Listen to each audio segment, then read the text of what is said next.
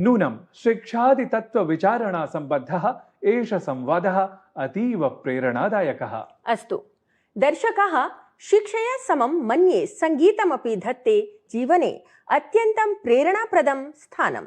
अत एव दर्शकेभ्यः संस्कृतसङ्गीतप्रेमिभ्यः वयं प्रस्तुमः संस्कृतसङ्गीतनिर्झरी क्रमम्।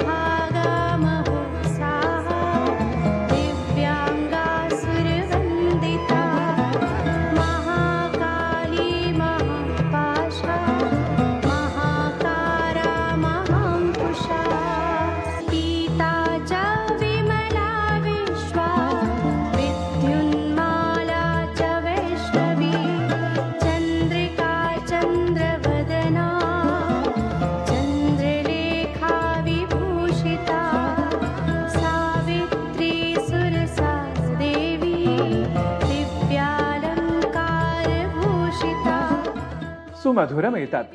सुहृदः दर्शकाः, भवतां सवेषां प्रतिस्पन्दनादिकं प्राप्य वयं नूनम् अधिकं प्रेरिताः भवामः। नूतनेभ्यः दर्शकेभ्यः विशेषतः निवेदनं यत् ते अपि वार्तावलीं वीक्ष्य स्वप्रतिक्रियाः अस्मभ्यं प्रेषयन्तु इति। अस्तु, साम्प्रतं तु सूचयति समयः यत् अद्यतनः अङ्कः समापनकालं स्पृशति इति। तावत् अग्रिमे अङ्के नूतनविषयैः सह पुनरागमिष्यामः इति सूचयन्तः सम्प्रति तु समर्पयामः। सर्वेभ्यः नमः।